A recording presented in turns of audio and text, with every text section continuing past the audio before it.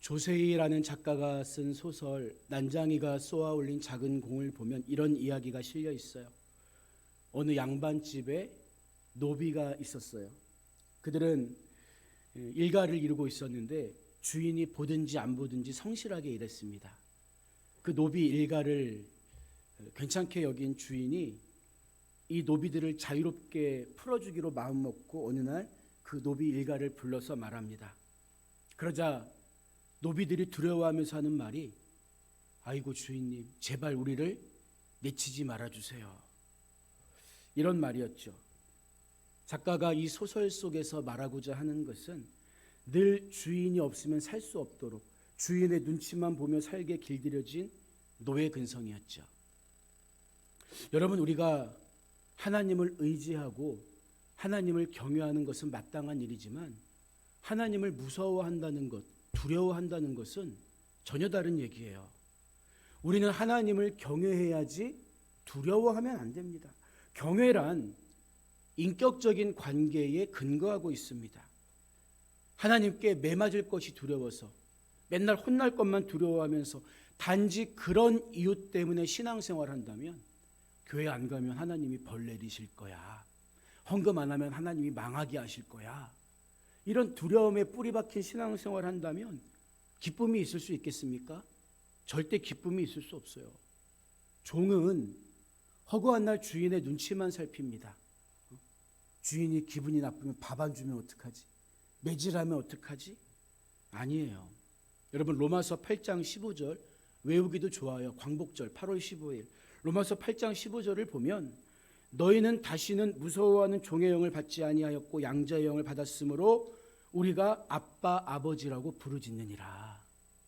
우리는 더 이상 하나님을 두려워하는 종의 영이 아니라 예수 그리스도 안에서 하나님을, 이 아람어로 아바가 아빠라는 아주 친근한 말이거든요. 아버지도 아니에요. 아빠라고 부를 수 있게 되었다고 선언하고 있는 거예요. 이 기쁨과 자유함을 누려야 하지 않겠습니까? 오늘은 대림절 둘째 주일입니다. 예수님이 평화의 왕으로 이 땅에 오셔서 깨어진 하나님과 인간 사이에 십자가로 다리를 놓아주신 거예요. 우리는 마땅히 그 평화를 누리고 그 평화를 세상을 향해 흘려보내야 하는 것입니다.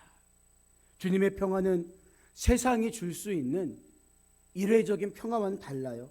영혼의 때에 우리를 살리는 진정한 안식이 됩니다.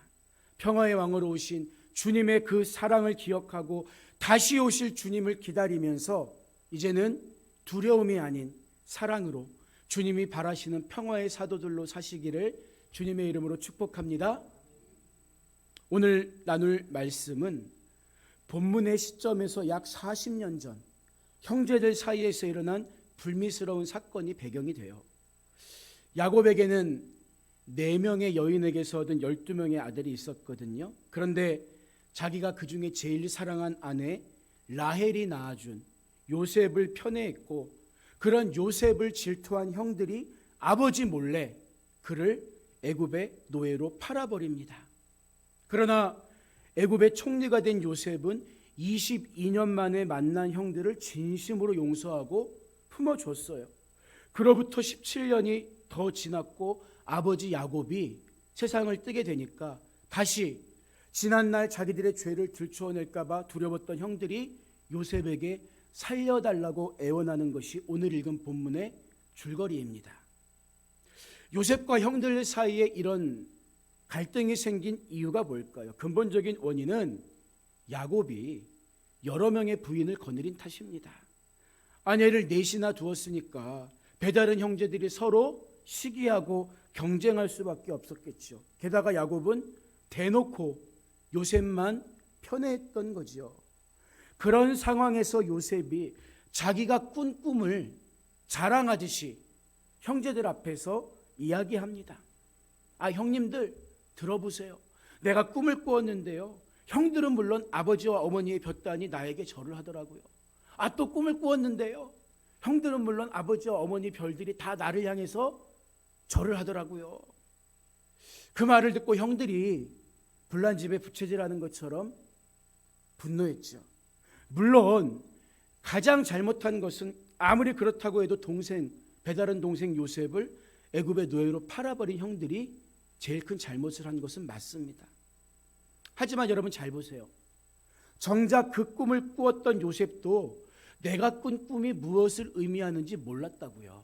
그냥 으스대면서 다 나한테 절하던데요? 이것만 생각했지 그 꿈이 어떤 의미인지 몰랐던 거죠.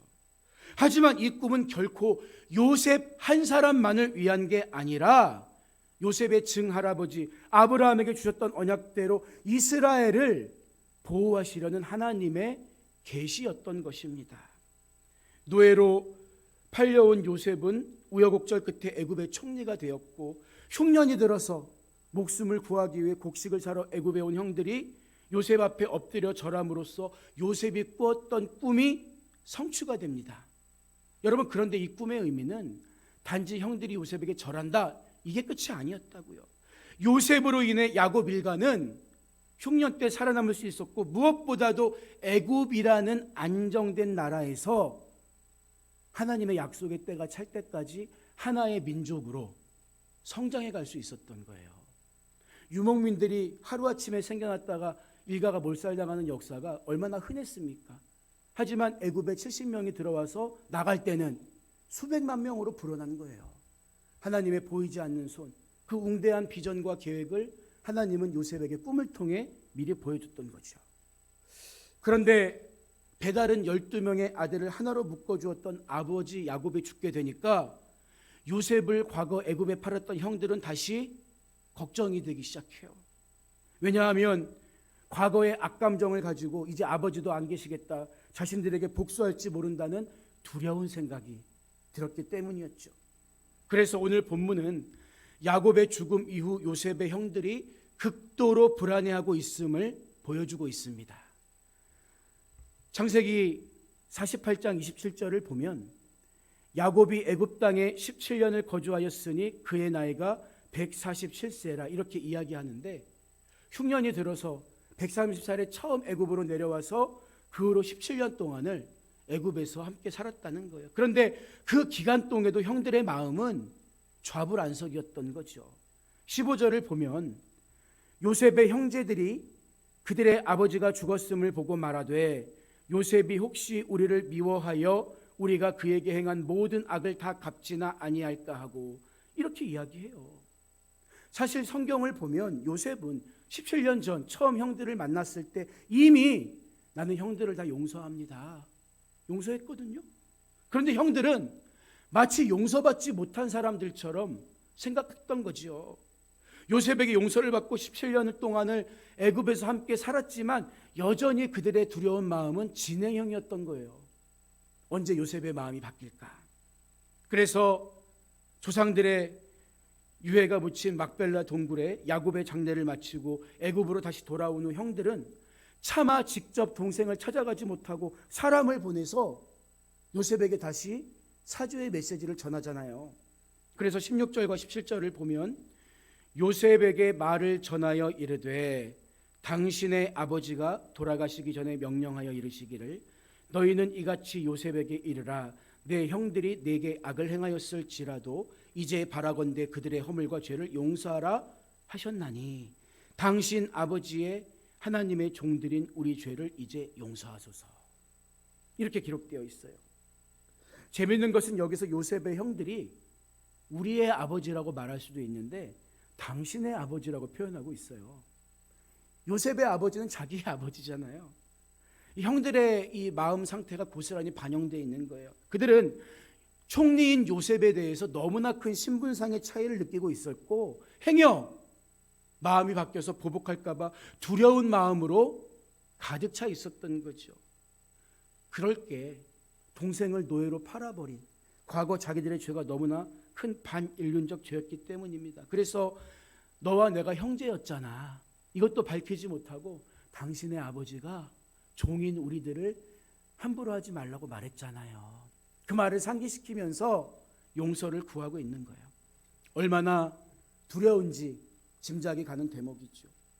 그런데 본문을 계속 읽어가면 요셉이 그들이 그에게 하는 말을 들을 때에, 직접 들은 것도 아니에요, 전에 들었을 때에 울었더라, 이렇게 말하죠. 요셉은 자기가 진정으로 용서했음에도 불구하고 여전히 그 용서를 받아들이지 못하고 두려워하는 형들에게 일종의 연민을 느끼고 있는 거예요. 여러분, 눈물은 때로는 천마디 말보다, 어떤 화려한 웅변보다 더 진실한 마음을 대변하기도 합니다.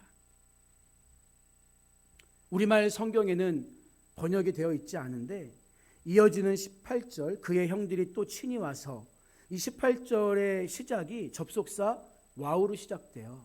이 와우라는 말은 앞 문장과 뒷 문장을 원인과 결과로 이어주는 말입니다.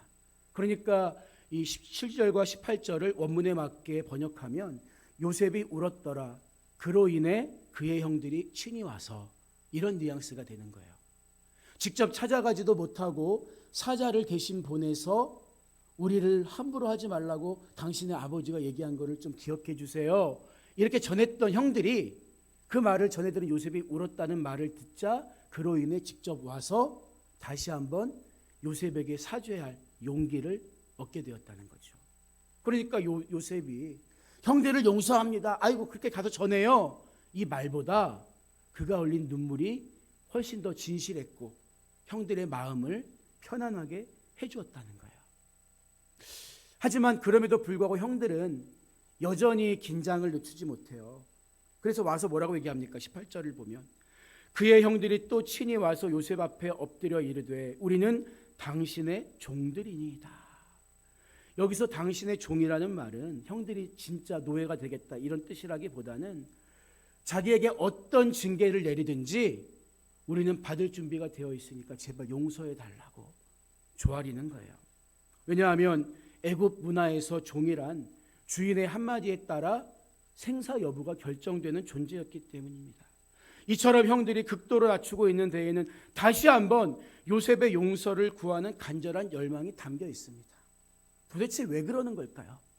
요셉은 이미 용서했다고 이야기했는데 왜 형들은 그걸 받아들이지 못하는 걸까요? 말씀드린 것처럼 17년 전 처음 요셉과 형들이 재회했을 때 요셉은 이미 용서했어요. 창세기 45장 8절을 보면 요셉이 형들에게 뭐라고 말합니까? 나를 이리로 보낸 이는 당신들이 아니요, 표면적으로는 당신들이 나를 팔아서 내가 여기에 노예로 온 것 같지만 그게 아니라는 거예요.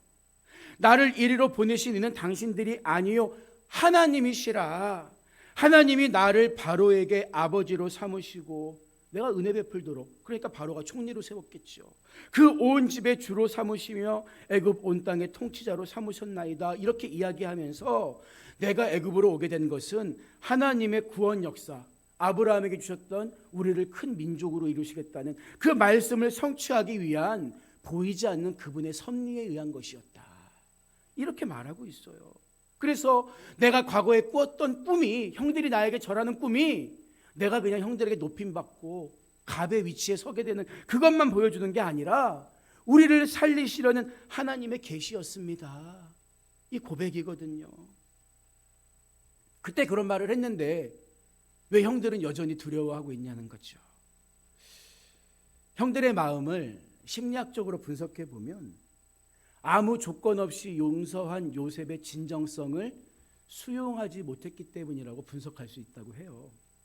사람들은 불안을 느끼면 방어 본능이 생기잖아요. 그러면 여러 가지 방어 기제를 사용해서 자기를 합리화시키고 죄의식을 상쇄하기도 합니다. 가령 사람들 보면 자기가 잘못해놓고도 되려 큰 소리 치는 경우가 있잖아요. 방귀 낀 녀석이 성을 낸다는 말처럼. 만약에 요셉이 대놓고 아니 그때 형 왜 나를 팔았어요? 인간적으로 그럴 수 있습니까?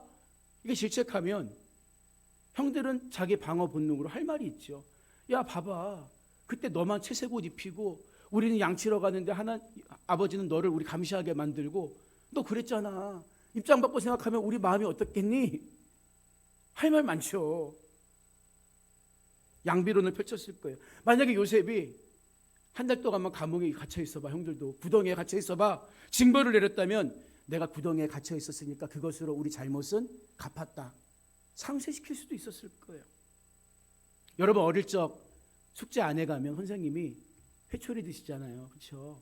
근데 희한하게 회초리 맞을 때보다 맞기 전에 기분이 더 이상하잖아. 찝찝하잖아요. 맞기 전에.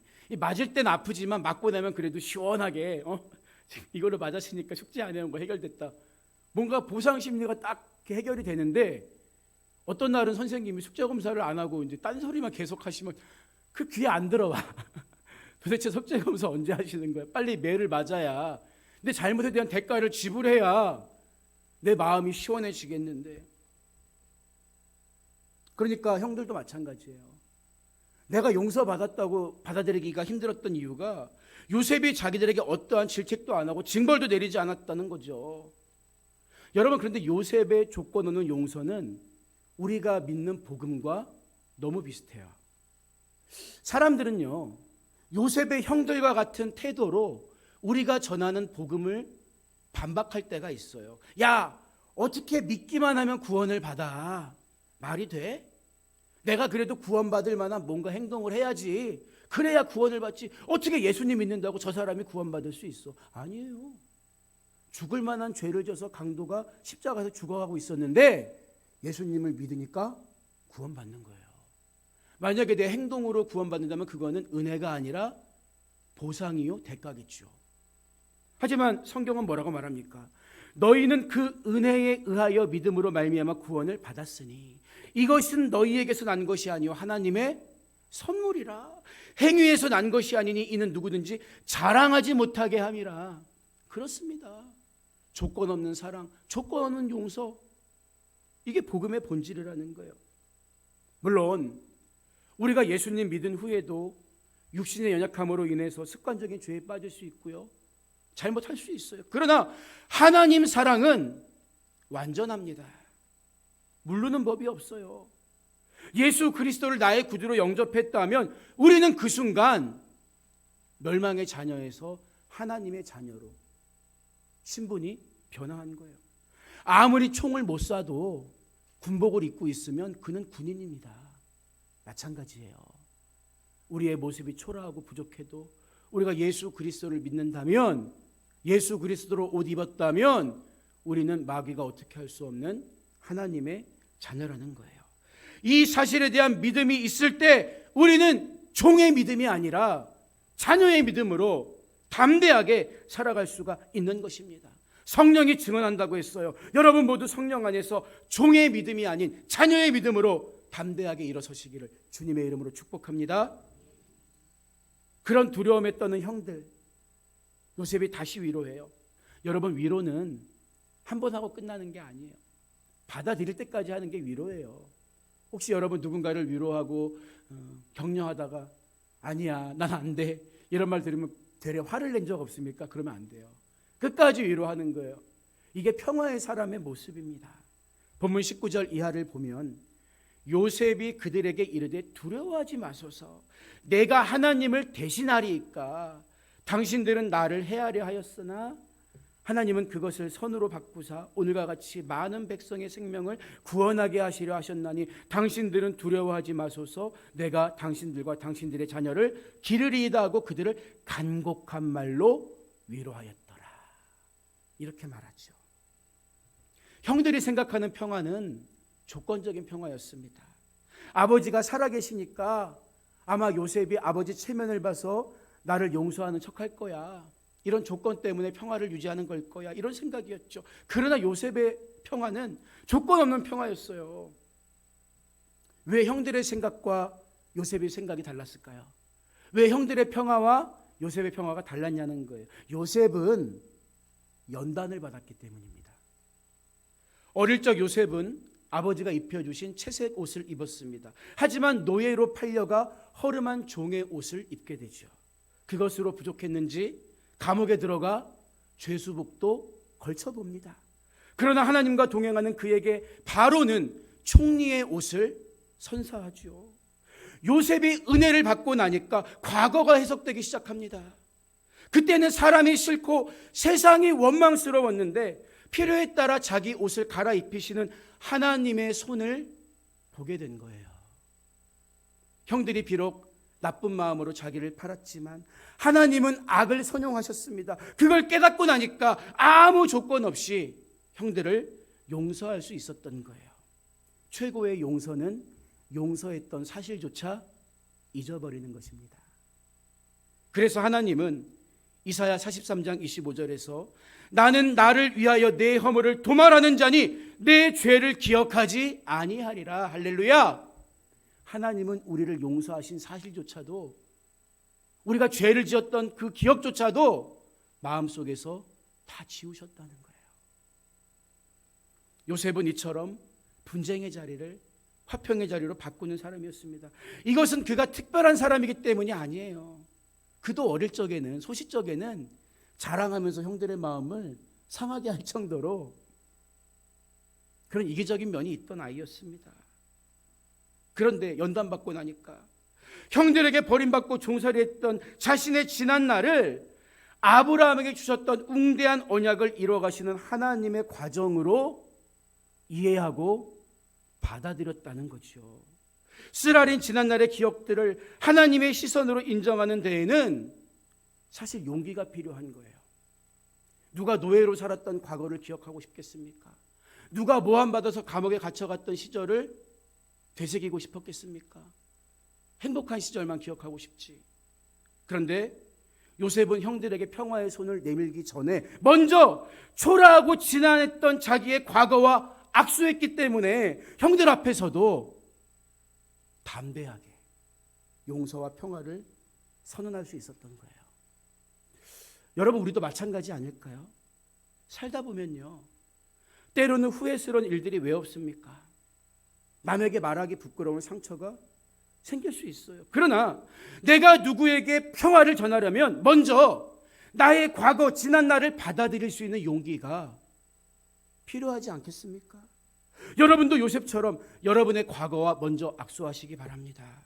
부끄럽고 연합했던 내 과거를 향해 손을 내밀 수 있는 용기를 회복하시기 바랍니다.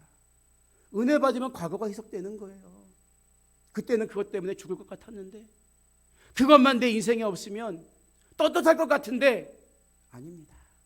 하나님은 악도 선용하십니다. 그것을 통해서 우리가 지금 이 자리에서 하나님을 찬양하고 예배할 수 있도록 하나님은 에베네셀의 은혜로 우리와 동행하시는 거예요.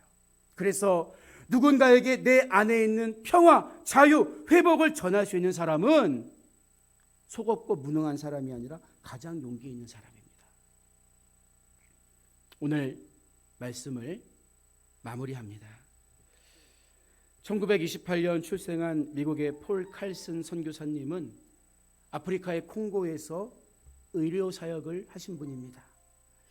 슈바이처 박사님만큼 유명하지 않고 후원자들도 별로 없었기 때문에 어려운 선교 활동이었지만 조금도 불평하지 않고 하루에 100명이 넘는 환자를 진료했다고 해요. 말이 100명이지 무덥고 열악한 시설에서 하루 종일 일에 시달렸던 거죠. 과로를 염려하는 사람들에게 그분은 이렇게 말했다고 해요. 나는 사람들을 돌보고 치료할 때 하나님과 더 가까워지는 것을 느낍니다. 그래서 매 순간이 기쁩니다. 하지만 칼슨 선교사님은 콩고 반란군에게 체포되어서 3개월 동안 고문을 당하다가 36이라는 젊은 나이에 순교하시게 되죠. 피살된 그분의 주머니 속에서 작은 성경이 발견되었는데 그 첫 장에 평화라는 글자가 쓰여 있었다고 해요. 칼슨 선교사님은 콩고라는 아프리카의 척박한 땅의 빈곤과 질병, 반군의 폭력에 맞서서 끝까지 그리스도의 사랑과 평화의 사도로서 살아갔던 거죠. 히브리서 12장 14절을 보면 모든 사람과 더불어 화평함과 거룩함을 따르라. 이것이 없이는 아무도 주를 보지 못하리라. 이렇게 이야기하고 있습니다.